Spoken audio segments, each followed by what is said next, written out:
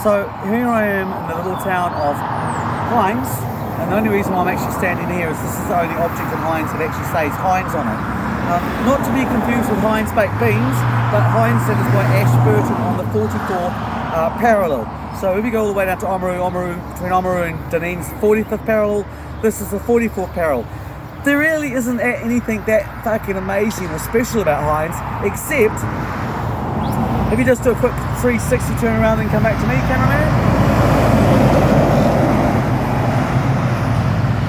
So if you're looking in the opposite direction, you keep going out that way, what you basically do is you come to the main electrical line that services the main South Island. Carry on that way, it leads all the way down to Arawera, down by Bluff and Invercargill.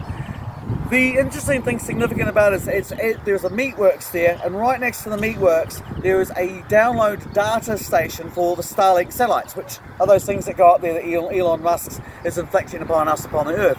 Now, at the moment there's about 5,000, 6,000 of these particular satellites that are running around. However, there will eventually be up to 50,000, and that's just going to be Elon Musk's own particular network as well. Now, what's really significant for this from us from New Zealand is that we sort of get sold this, like you see the rugby games, you see the ads in the newspaper going, oh, it's just 5G and it's going to bring us faster internet so we can watch internet porn that much quicker.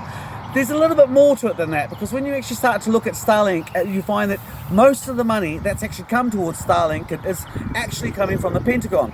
So when you start to look at things, what's actually Starlink is actually doing in the Ukraine, it's helping collect intelligence, it's helping providing targeting information for American conventional weapons as well as electronic weapons, and of course it's also very, very much part of the hacking process that ultimately, if they can actually hack Putin's telecommunication, they can cut him off from his nuclear weapons, and that's going to be a huge, huge, huge game changer.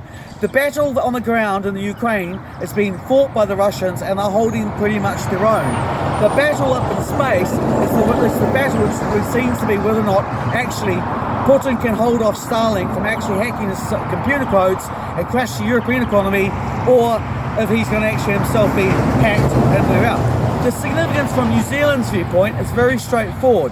If things get very, very desperate and Putin knows that he risks losing power, suddenly the Tabata communication sites that don't allow that data, one here is in Hinds, one is in Arawera, one is up further up the top of the South Island, one is in Linton, and finally there's one in the middle, and then there's one in Dargaville. So there is these 6 stations all right under our main power cables, which if they get hit could effectively, if we're lucky and they're only using conventional weapons, effectively shut down the entire power grid of New Zealand. If we're unlucky, what you're looking at is Invercargill, Christchurch, Wellington, Palmerston North, Auckland basically being vaporised.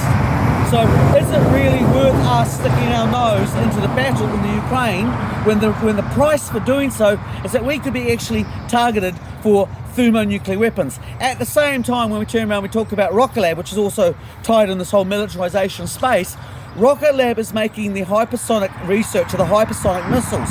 Now these are the new missiles which make nuclear war go from strategic to tactical. This is when you start to get tactical nuclear weapons. The chance of these weapons actually being used increases greatly, and furthermore, just to give you an idea of the speed, a hypersonic missile from Beijing to Washington is just 7 minutes.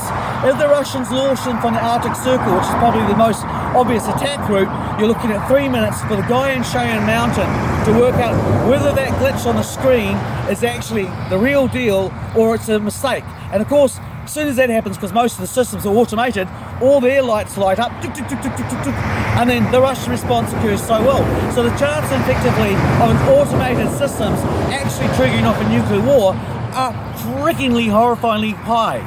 I'll leave you on that terrifying thought. Bazinga, not such a big smile on my face. Thank you for watching.